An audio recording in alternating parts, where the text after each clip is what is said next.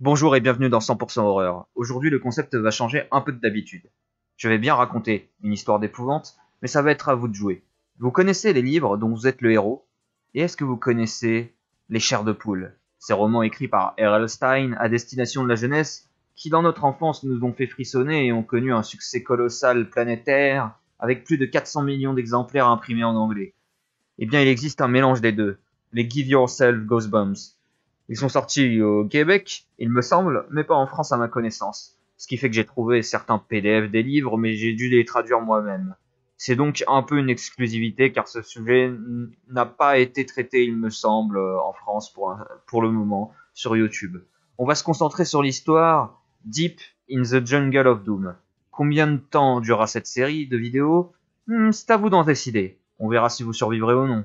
À chaque fin de vidéo, il y aura dans la description un lien pour voter pour la décision à prendre. Alors s'il vous plaît, jouez le jeu. Sachez qu'il y a des bonnes fins, mais surtout beaucoup de mauvaises, alors soyez prudents, lancez-vous, faites confiance à votre instinct, évitez de tricher si vous croyez vraiment en vous, car aujourd'hui, c'est votre histoire.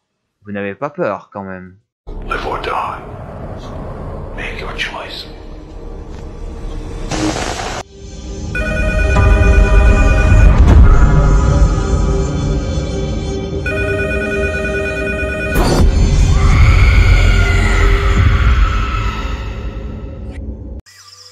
Moi, Tarzan, toi, condamné.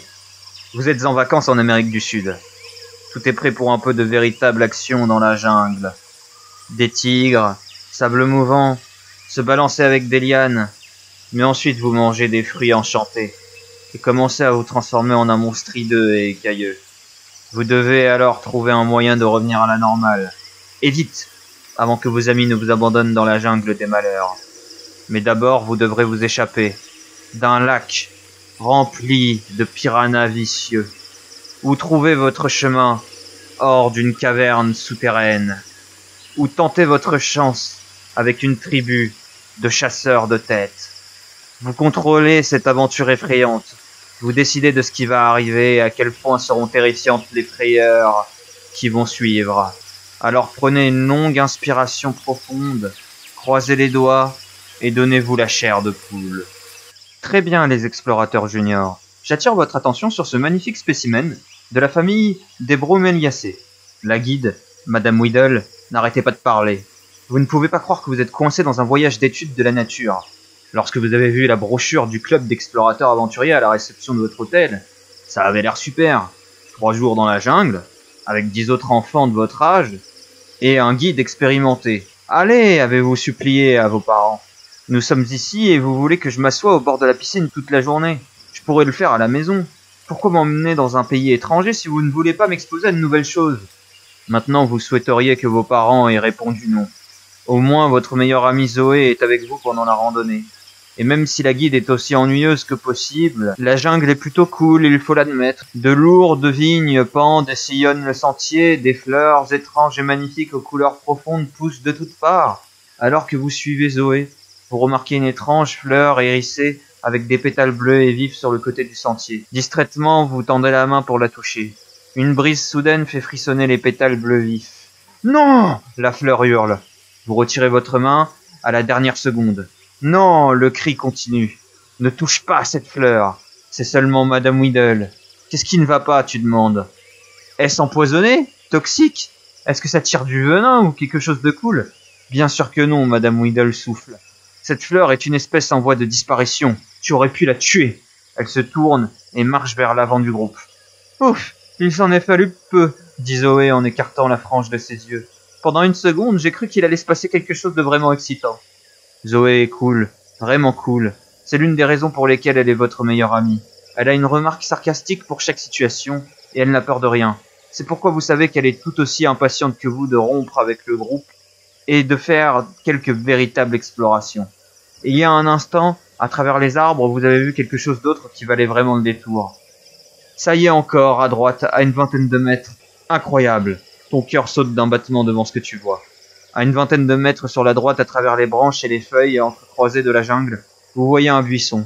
Un gros buisson de vigne avec des pieds. C'est vrai. 2 pieds griffus sculptés dans la pierre sortent de sous les vignes et accrochés. Vous pensez que ça pourrait être l'une de ces ruines tribales dans la jungle dont vous avez entendu parler. Vous avez entendu dire qu'il y avait des tribus assez dangereuses de chasseurs de têtes dans la région. Et vous mourrez intérieurement d'envie de savoir s'ils existent encore dans les parages. Les chasseurs de têtes font rétrécir la tête des gens, et ils font des sacrifices aux anciennes statues taillées dans la pierre. Du moins, c'est ce que vous avez entendu. Madame Weedle serait capable de faire penser à tout le monde que la chose la plus dangereuse de la jungle est une abeille, ou peut-être un puceron. Il mange des plantes en voie de disparition après tout. Zoé! Psst! Tu l'appelles. Regarde là-bas, il y a quelque chose de bizarre dans ce buisson. Je voudrais qu'on aille vérifier. J'ai une idée, dit Zoé, avec une lueur dans les yeux. Vous avez été amie avec Zoé presque toute votre vie. Du moins suffisamment longtemps pour savoir que lorsque vous voyez cette lueur, cela signifie que vous êtes sur le point d'avoir des ennuis. Généralement un genre d'ennui amusant, mais toujours de très gros ennuis. Oh, Madame Weedle, crie Zoé. Le groupe s'arrête. Comment s'appelait cette fleur extrêmement rare que vous décriviez ce matin? Celle dont tous les scientifiques sont à la recherche. Tu veux dire l'Amaryllis keritaclocus? Est-ce celle avec des étranges pétales oranges tordus et des tiges bleues? Demande Zoé innocemment. Oui, en effet, répond Madame Weedle. Elle commence à se tordre les doigts avec excitation. Je l'ai vu, crie presque Zoé. Mais où? Où? S'écrie Madame Weedle dans un petit saut joyeux. Je pense que c'était là-bas, dit Zoé en pointant le chemin. Ou bien peut-être là, en désignant la gauche du groupe. On devrait se séparer pour la trouver. Tous les enfants commencent alors à parler en même temps. C'est votre chance de vous faufiler. Toi et Zoé, vous vous précipitez dans la jungle. Vous entendez Madame Weedle crier derrière vous. Silence! Vous pouvez l'imaginer, le visage rouge et à bout de souffle. Tout le bruit se calme et Madame Weedle recommence à parler.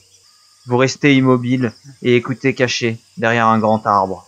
Il nous reste 2 bonnes heures de randonnée pour rejoindre notre camping pour ce soir. Cela nous donne jusqu'à 3 heures pour trouver cette plante. Maintenant, tout le monde, suivez-moi. Ça a marché. Ils recherchent cette fleur. Et le temps que vous les rejoigniez d'ici 3 heures, ils ne se seront peut-être pas rendus compte que vous étiez parti. Zoé, tu as vraiment vu ce truc? Certainement pas, dit-elle en souriant. Mais maintenant, on va aller explorer. Vous vous frayez un chemin à travers les feuilles denses et les vignes, vers les pieds de pierre qui ont attiré votre attention. Voilà Zoé. Vous criez. Il doit y avoir une statue là-dessous. Vous avez tous les deux une bonne prise sur les vignes rampantes et vous les tirez en arrière. Votre sang se glace alors. Les vignes rampantes tombent de chaque côté de la statue. Une gargouille hideuse taillée dans un blanc étincelant vous sourit. Elle a des yeux fous, exorbités, et de longues dents acérées. Ça ressemble à une sorte de créature chat mutant. C'est vraiment effrayant, dit Zoé. Ça me donne des frissons rien qu'à la regarder. Ensuite, vous entendez autre chose. Cela ressemble à un grognement faible et profond. On dirait que ça vient de la statue. Vous sentez un souffle chaud d'air sur votre visage. C'est alors que vous remarquez les morceaux de plâtre tombant de la statue. Que se passe-t-il, vous pensez? Vous secouez la tête et clignez des yeux, mais cela n'aide pas. L'une de ses pattes avant griffues étrange quelques lianes encore agglutinées autour d'elle. Elles tombent en pièces au sol. Cours, crie Zoé en vous attrapant. Mais face à cette monstruosité, que faire? De là où vous vous trouvez, seulement 2 chemins s'offrent à vous. En bas du chemin à gauche, vous voyez un petit bassin et une cascade. Peut-être pourriez-vous nager loin de la bête? À droite, vous voyez une clairière avec de gros bâtons et des rochers. Vous avez 2 choix. Vous pouvez soit combattre la bête avec des bâtons et des pierres, soit tenter votre chance par l'eau. Courez dans la description et faites votre choix, si vous tenez à vous en sortir.